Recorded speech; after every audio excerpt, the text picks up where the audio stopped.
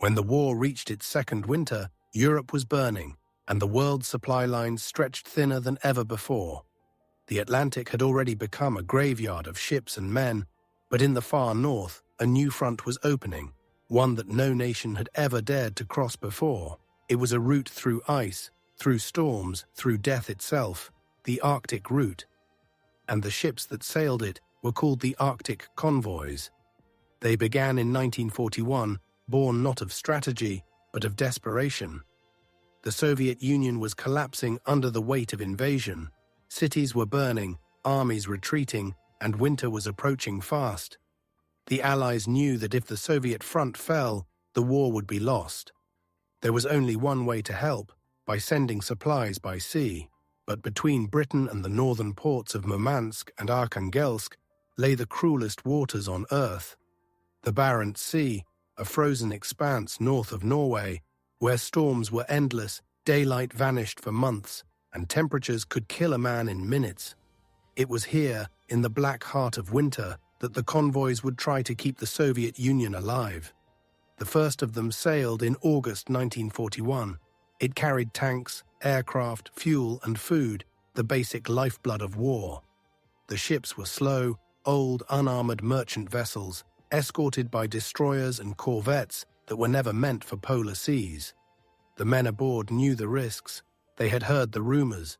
German submarines waiting beneath the ice, aircraft circling over Norway, and the endless, merciless cold. But they sailed anyway. They called them the PQ convoys, coded, numbered, each one a small miracle if it survived. The route stretched from the Scottish ports of Loch Ewe and Scapa Flow, north around the tip of Norway, and east through the Barents Sea. It was the most dangerous sea lane in the world. Storms could tear a ship apart. Ice could lock a convoy in place for days. And from the air, the enemy watched. German reconnaissance planes, the long-winged Focke-Wulf condors, patrolled constantly, searching for movement on the grey surface of the sea. Once spotted, the convoys became targets. From their bases in occupied Norway, German U-boats and aircraft waited like predators. To them, the Arctic was perfect, a hunting ground with nowhere to hide. The merchant ships were slow, their escorts few, and radar was still primitive. A single torpedo could end a ship and its crew in seconds.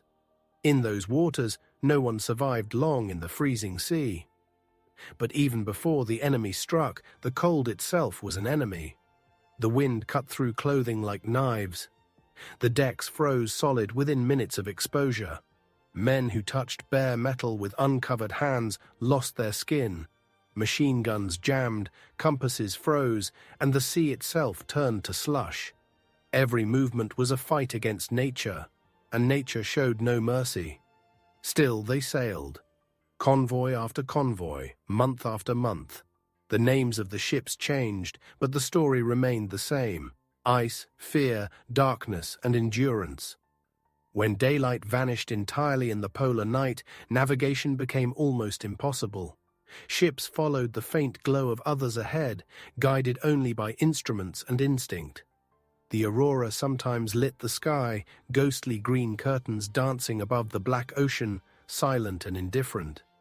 Men looked up and thought of home, but the cold quickly reminded them where they were. For every convoy that reached Murmansk, another was ambushed or destroyed. The losses were heavy, the success uncertain, but the mission continued. The supplies they carried, fuel, food, trucks, planes, and ammunition, were the difference between survival and collapse for the Soviet army. Without them, the front would have fallen, and so the men kept sailing through hell. On the decks, frost coated every inch of steel. The ships were encased in ice, their antennas bent and frozen, their lifeboats locked to the hulls by layers of frost. Men used hammers to free ropes, axes to break through hatches. The constant vibration of engines mixed with the groan of ice shifting and cracking. Inside, the cabins were barely warmer than the air outside. Pipes froze, water solidified in mugs, breath crystallized in the air. They slept in damp uniforms, boots on, ready for the alarm. And always there was the fear of the torpedo, the silent predator below.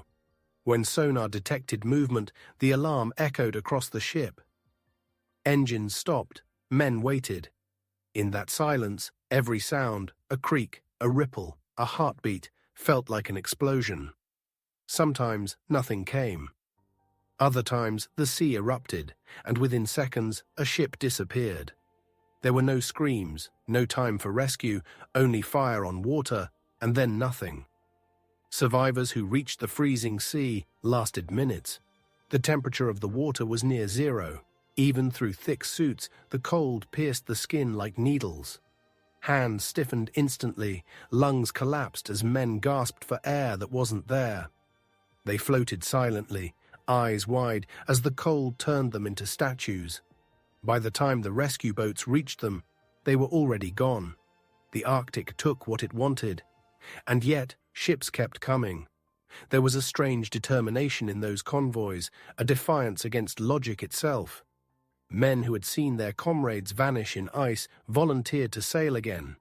They called it duty. Others called it madness. But history would call it courage. In London, the reports were grim.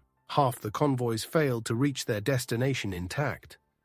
But the Soviets begged for more, and Churchill refused to abandon them. He called the Arctic route the most dangerous journey in the world. But he knew it was the lifeline of the Alliance. Each voyage was a calculated sacrifice.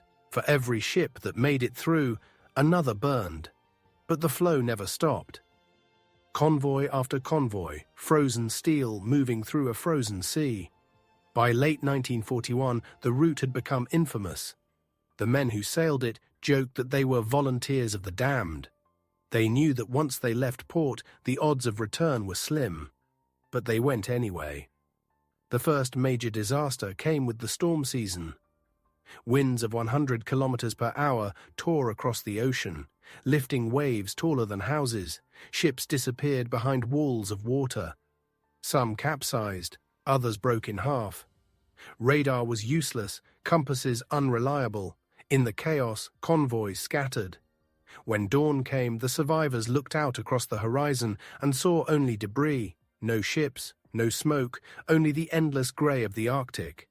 And still the orders came. Sail again. The route from Iceland to Murmansk became known as the Ice Road to Hell. Even U-boat crews feared it. The weather, the storms, the shifting ice flows. The Arctic was a killer that spared no one. But the Allies needed to keep the Soviet Union supplied, and so they pressed on.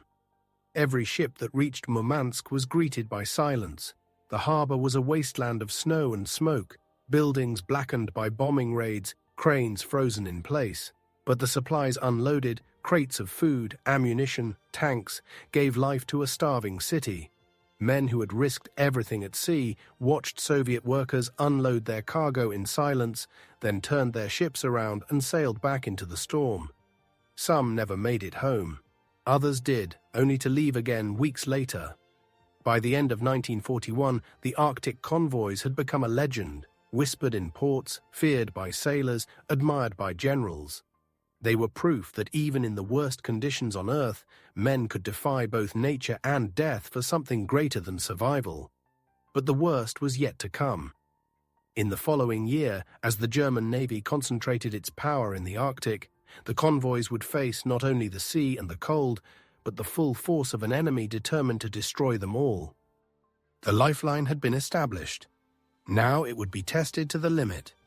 By the beginning of 1942, the Arctic route had become the deadliest corridor on Earth. The convoys had proved their purpose. The Soviet front was still holding, but the cost was staggering. Every voyage was a gamble with three enemies: the Germans, the sea, and the cold. Few who sailed through all three ever forgot what it felt like. The Germans had learned fast. From their bases in northern Norway, at Trondheim, Narvik, and Kirkenes, they launched constant patrols. The Luftwaffe's bombers and reconnaissance planes hunted from above, while submarines prowled the depths below. For the convoys, there was nowhere to hide. The Arctic was a chessboard of death, and the enemy held nearly every piece.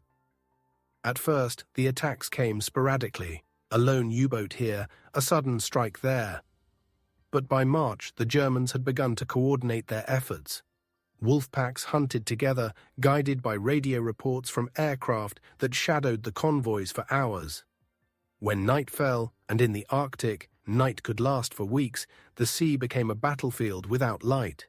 The men aboard the merchant ships barely slept.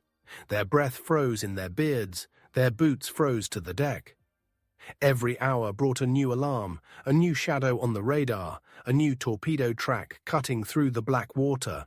The escorts raced in circles, dropping depth charges into the void, hoping to hit what they could not see. Each explosion shook the ships like earthquakes, sending walls of ice crashing from the masts. When the sea calmed again, silence returned, the kind of silence that makes every man wonder if it's peace or death waiting in the dark. The U-boats called these hunts icebergsjagd, ice bear hunts. The crews endured nearly as much suffering as their victims.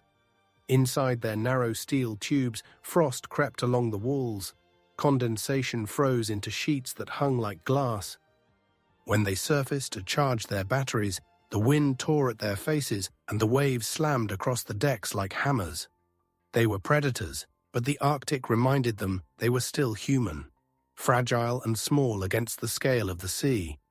In those early months, convoys like PQ-8 and PQ-9 faced the full fury of both nature and war. Icebergs drifted like silent mountains. The fog was so thick that ships vanished just meters away. The sea itself seemed alive, shifting, moaning, cracking. In that chaos, formation discipline broke down. Ships scattered, and scattered convoys were easy prey. The first major loss came on January 17, 1942. The merchant ship Harmatris was hit by a torpedo and went down within minutes. There were no survivors. The temperature of the water was -2 degrees Celsius. Men didn't even have time to scream before the cold took them. But what made the Arctic convoys unique was not just the losses, it was their persistence. Even after entire convoys were mauled, replacements were already being loaded. The Allies refused to give up the road, even when logic said they should. Each shipment of supplies meant another Soviet division could fight for another week. Each ship that reached Murmansk meant the war in the east could continue. The British Admiralty called the convoys the most hazardous operation of the entire war. Winston Churchill himself later said that nothing filled him with more dread than the words PQ convoy sailing. He knew what they meant, the names of ships that would never return, the telegrams that would follow. Yet he also knew there was no other way. In March, the convoys faced a new kind of threat, the Luftwaffe's torpedo bombers. Flying low over the icy sea, they came in waves, their engines echoing across the endless grey. The ships fired back, tracer rounds glowing red against the white sky. Shell casings froze to the decks before they could roll away. Sometimes the bombers struck true, sometimes they didn't. Either way, the sky became part of the same nightmare. Sailors described the sound of the torpedo planes as something they never forgot. A deep rising scream that ended in silence or in fire. When the bombs hit, the blast lifted ships from the water. The sea itself burned, oil spreading, flames dancing across the waves. The light from the explosions reflected off the icebergs, making the horizon glow as if the world itself were on fire. Rescue in those conditions was almost impossible. Lifeboats capsized before they hit the water. Even if a man was pulled aboard another ship, frostbite could take his hands or face within minutes. The cold was an enemy that never slept. In every convoy, there were men who prayed not to drown, but simply not to freeze. As the months passed, the Germans refined their strategy. They began to wait in the shadows near Bear Island and the North Cape, letting the convoys come to them. The U-boats worked with aircraft, each strike timed to drive the convoys into their trap. The result was slaughter. Convoy PQ-13 lost 5 ships in 1 week. PQ-14 lost 7.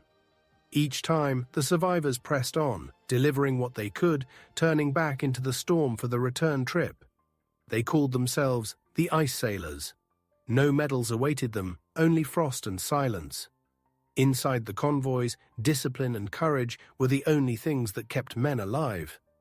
Orders were simple: stay in formation, follow the lead, never break ranks. A ship that strayed from the line might never be seen again.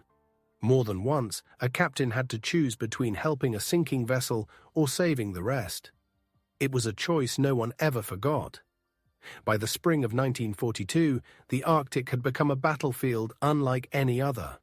There was no front line, no trenches, no borders, only the endless shifting ice and the shadow of death beneath it. The men began to speak less. Laughter vanished. Every sunrise meant another day of survival, nothing more. Then came summer, and with it, daylight that never ended. At first, they thought it would help. No more nights meant fewer surprise attacks, but the constant sunlight made them visible targets for aircraft. The sea turned from darkness to glare, and there was no escape from the sky. The convoys were now being tracked from the moment they left port. The Germans named their new offensive Operation Rüsselsprung, Night's Move. Its goal was simple: annihilate the Arctic convoys once and for all. They gathered U-boats, destroyers, and even the mighty battleship Tirpitz. The Allies had no idea what awaited them. That summer, the Arctic convoys would face the most catastrophic mission of the entire war, a disaster that would burn the name PQ-17 into history forever. It would begin with radio silence and end with fire. It would prove that courage could survive even when reason could not. And it would show once again that the sea, cold, endless, and merciless, always takes what it is owed. By midsummer 1942, the Arctic sun never set. The sky hung low and colorless, the ocean mirror-flat one moment and breaking apart the next. The sea was alive, restless, hiding what was coming. For months, the German Navy had been preparing for a single strike that would wipe the Arctic route from the map. The target had a name: Convoy PQ-17. 35 merchant ships loaded with tanks, aircraft, and ammunition left Iceland at the end of June. Their destination, the northern Soviet port of Archangel. Their escort, 6 destroyers, 4 corvettes, and 2 anti-aircraft ships, not enough for what waited ahead. Above them hung a sun that never disappeared, turning every wave into a glinting mirror. There would be no darkness to hide in. For the first days, the voyage was calm. Men smoked on deck, patched ice off the railings, and watched the endless light stretch across the horizon. Then, on July the 1st, a shadow crossed the sky, the long wings of a German reconnaissance plane. They had been found. From that moment, the countdown began.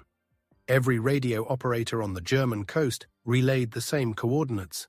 Within hours, the enemy moved. U-boats surfaced to form a barrier, torpedo bombers readied for attack, and in the fjords of Norway, a single battleship, the Tirpitz, prepared to sail.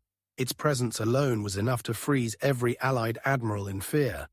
No convoy could survive her guns. The men of PQ-17 did not yet know. They only knew that the sea had changed, the wind colder, the air heavier, as if the ocean itself were waiting. On July the 2nd, the first bombers came. They attacked low, engines screaming through the mist. Ships fired upward, their tracers vanishing into the glare. The first to die was the Christopher Newport. A torpedo struck midship. The explosion lifted her clear of the water. Within seconds, she was gone. 2 more followed that night, but the convoy held together. They were trained to endure. The next day, July 3rd, the horizon filled with smoke. Enemy aircraft came in waves, Heinkels and Ju-88s, 20 at a time. For 12 hours, the attacks continued. Every man fired until his hands bled, every gun overheated and froze again in the wind. Ships burned, drifted, and fell behind. Still, the order was the same: stay in formation. Then came the message that doomed them.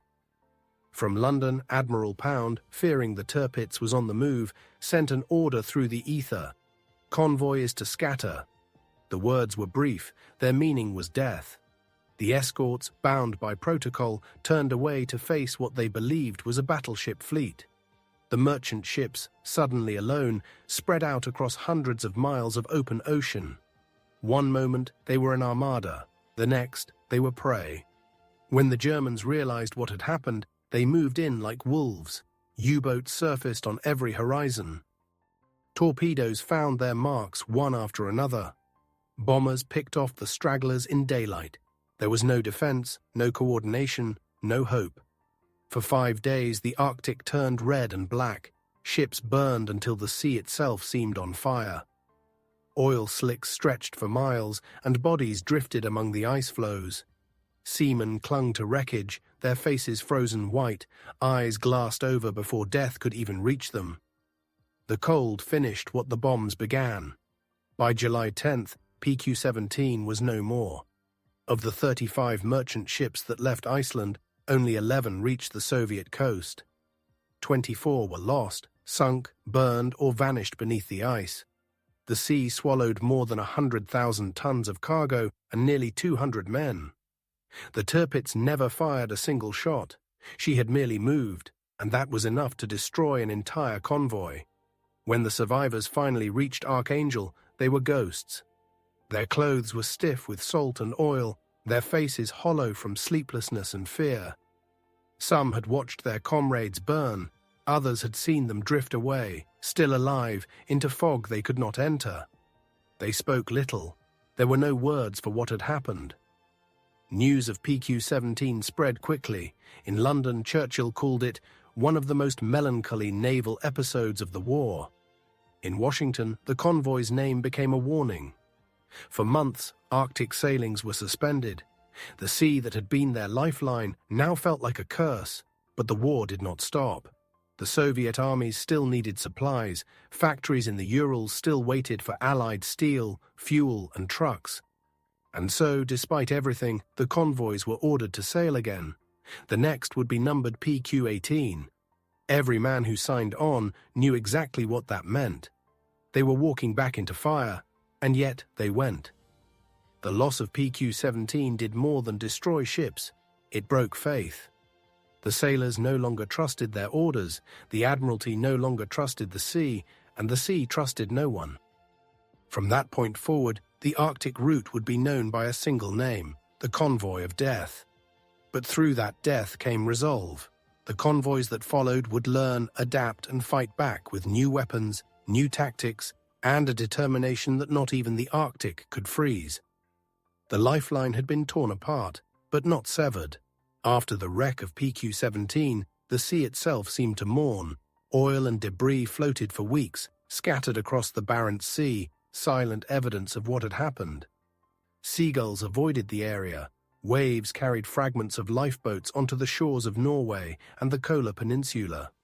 For the men who had survived, the sound of the ocean was enough to bring back the nightmare. But war allows no pause. Factories in Britain were already loading new ships, and in the Soviet Union, entire fronts waited for the next shipment of steel, trucks, and food. If the convoy stopped, the front would collapse. So the Admiralty decided they would try again. The next convoy would sail under new orders, with more escorts, more air cover, and a single promise: never again another PQ-17. In early September 1942, convoy PQ-18 left Loch Ewe. 40 merchant ships moved in a long grey line through the fog, their decks coated in frost, even though it was still autumn. Above them, the aircraft carrier Avenger launched Swordfish and Hurricane planes in rotation, a protective halo that followed the convoy like a shadow. Every man aboard knew the risk, yet none spoke of it. Silence had become part of the uniform. The weather turned against them almost immediately. Gales from the northwest hammered the formation, ice built up on decks, guns and lifeboats. Men worked with axes to break the frozen ropes that bound the hatches shut. The cold gnawed through clothing, gloves stiffened, faces split and bled from the wind. But compared to the fear of torpedoes, the cold was merciful. When the first attack came, it was from the air. At midday on September 13th, a dozen Heinkel torpedo bombers emerged from low cloud. Their engines were drowned out by the roar of the wind until they were almost overhead. Gunners opened fire, tracer rounds cutting red lines through the grey. 3 bombers fell in flames, the rest turned away. For a few hours, the convoy believed the new air cover had worked. Then night fell, and the U-boats came. The escorts had learned from PQ-17.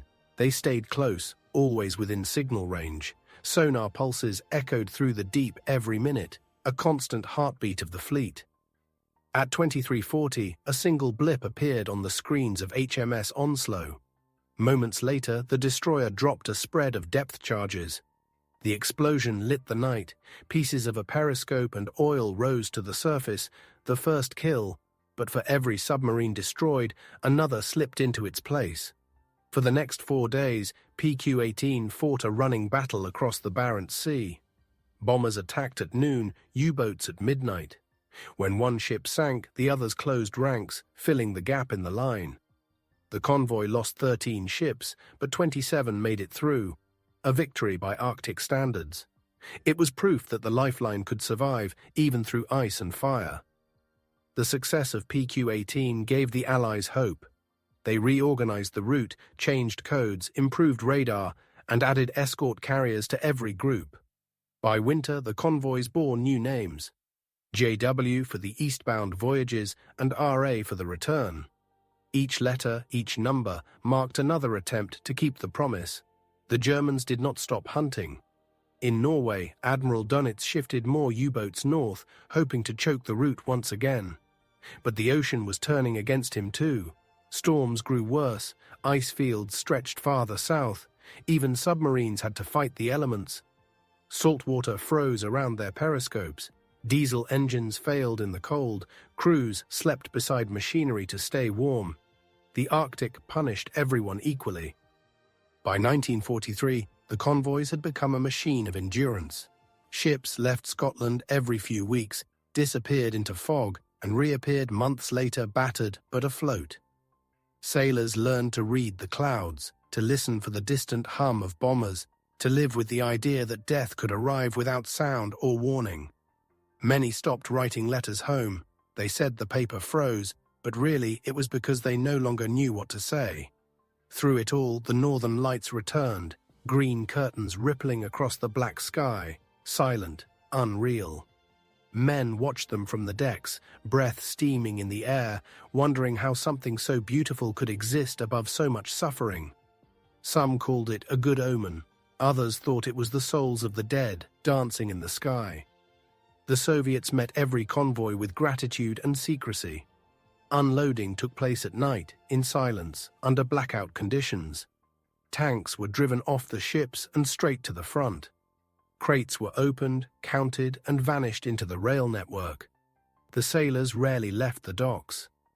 They were given bread, vodka, sometimes a medal, then sent back into the storm. In London, the statistics were grim but encouraging. Over 3 million tons of cargo delivered, hundreds of ships lost, thousands of lives spent. The Arctic convoys had become one of the greatest logistical efforts in human history, and one of the most costly. The route was still called the shortest way to Russia, but among the men it had another name: the Road of No Return. As 1944 began, the tide of war was turning. The Allies were preparing for the invasion of France. The Soviet armies were advancing west. Yet still the convoys sailed, through ice and shadow, because the war was not over, and the sea did not forgive. Each voyage was a reminder that victory was measured not only in battles, but in endurance, the stubborn act of sailing on when every instinct screamed to turn back. In December 1944, convoy JW62 left port with the same quiet determination as the first PQ convoy 3 years earlier. When it reached Murmansk intact, the harbor workers cheered. They had seen too many wrecks to believe in survival, yet here they were, ships coated in frost, flags frozen stiff, alive. For a brief moment, it felt as if the ocean itself had relented. But the men knew better. The Arctic never gives. It only allows you to pass, once.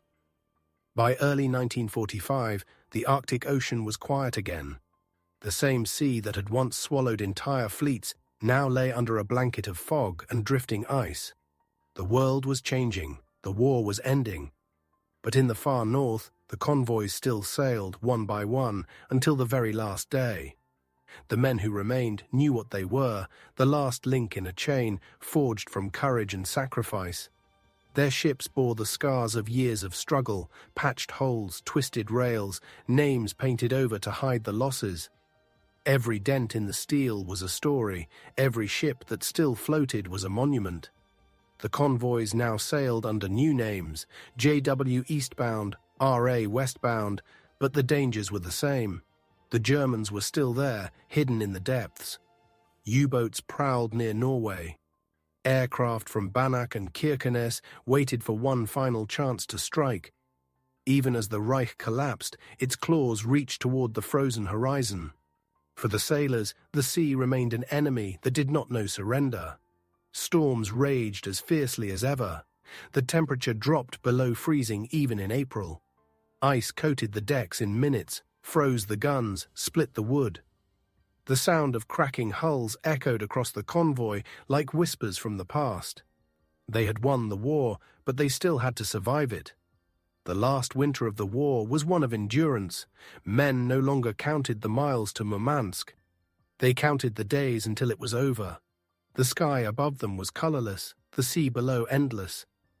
Sometimes the only sign of life was the faint green glow of the aurora. It flickered across the clouds, reflected on the water, lighting the ships with an otherworldly shimmer. It was beauty and sorrow at once, a farewell written in light. Then, one by one, the attacks stopped. By February 1945, the Luftwaffe had lost its northern airfields. German fuel reserves were gone. The U-boats that still operated in the Arctic were ghosts, isolated, hungry, desperate. Some surrendered at sea, others vanished beneath the waves, never to return. Even Admiral Dönitz, now leading a dying fleet, knew the end had come. He ordered his captains to stop attacking the convoys. The war, he said, was over for them. But the Arctic did not listen. In March, a storm struck convoy RA-64 on its return voyage to Britain. The wind tore across the sea with the force of artillery. Ships heaved and rolled until their decks split open. Waves taller than houses swept away lifeboats, guns, even entire crews. The escort destroyers tried to maintain formation, but the ocean was stronger than any command. 3 ships went down, not from enemy fire, but from the fury of the sea itself. Their names were written in ice and then erased. When the survivors reached home, there were no bands, no celebrations. The war was ending elsewhere, in the cities, in the ruins of Berlin, but in the north, it ended the same way it had begun, with cold wind, grey skies, and silence. On May 9, 1945, news arrived that Germany had surrendered. For the men of the Arctic convoys, the words came almost without meaning. They had lived so long in the narrow world of steel and ice that peace felt like a rumor. When the order came to turn back, they looked at the sea one last time, the waves calm, the horizon endless, and knew they had survived something that would never be repeated. In total, 78 Arctic convoys had sailed between 1941 and 1945. Over 1,400 merchant ships carried 5 million tons of cargo. More than 100 warships and thousands of sailors never returned. Some were claimed by fire, others by cold, most by the silence of the deep. Their bodies were never found, their graves unmarked, their names carved only into memory. For the men who lived, the war never entirely left them. They dreamed of frozen seas, of ships vanishing into fog, of the sound of wind screaming through the rigging. Many never spoke of it again.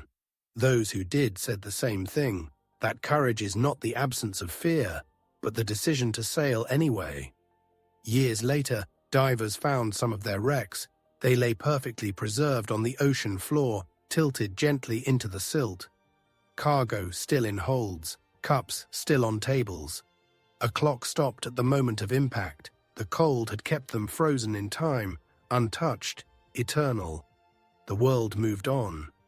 The Arctic convoys faded into the background of history books, a footnote beside greater battles. But for the men who crossed that frozen hell, it had been the defining chapter of their lives. They had carried the war's weight through storms that could tear mountains apart. They had fought not for glory, but for duty, for a promise made to strangers on another shore. And they had won. quietly, without banners, without songs. Even now, in the long northern nights, the sea remembers them. When the aurora passes over the Barents Sea, the light touches the waves like the flicker of lanterns on a distant convoy. To some, it's just the wind and ice. But to those who know, it's the reflection of ships that still sail beneath the surface, the Empire Tide, the Harmatris, the Christopher Newport, and all the others that never came home. They are still out there, carried by the currents, guarded by the cold. Their engines silent, their lights dim, but their purpose unchanged. They remain a frozen lifeline, a bridge across time, linking the living to the lost. For the Arctic took everything from them, but in return it gave them eternity.